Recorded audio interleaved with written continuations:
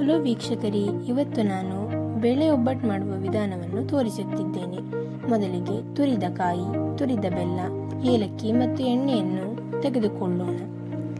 ನಂತರ ಬೇಳೆಯನ್ನು ನೀರಿಗೆ ಹಾಕಿ ಅದನ್ನು ಚೆನ್ನಾಗಿ ಬೇಯಿಸಿಕೊಳ್ಳೋಣ.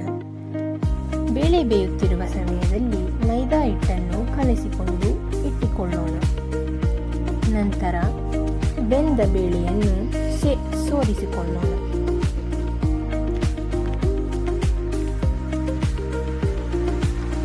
ಬೆಂದ ಬೇಳೆಯ ಜೊತೆಗೆ ಬೆಲ್ಲವನ್ನು ಸೇರಿಸಿ ಅದನ್ನು ಚೆನ್ನಾಗಿ ರುಬ್ಬಿಕೊಳ್ಳೋಣ.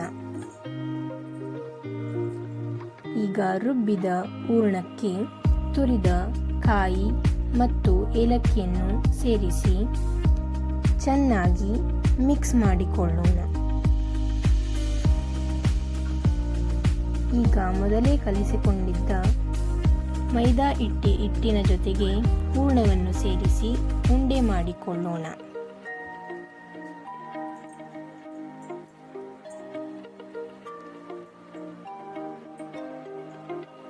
ಈಗ ಇದನ್ನು ಚೆನ್ನಾಗಿ ಲಟ್ಟಿಸಿಕೊಳ್ಳೋಣ.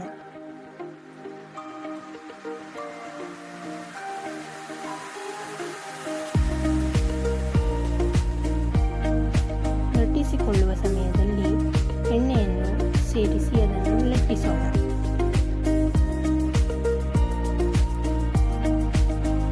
ಈಗ ಬಿಸಿಯಾಗಿರುವ ತವಕ್ಕೆ ಎಣ್ಣೆಯನ್ನು ಸೇರಿಸಿ ಲಟ್ಟಿರುವ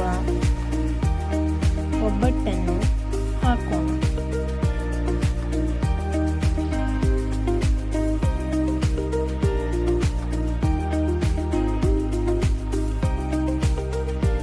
ಈಗ ಇದನ್ನು ತಿರುಗಿಸಿ ಬೇಯಿಸೋಣ.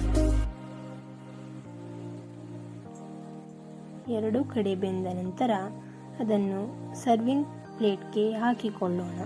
ಈಗ ರುಚಿಯಾದ ಬೇಳೆ ಒಬ್ಬಟ್ಟು ರೆಡಿ.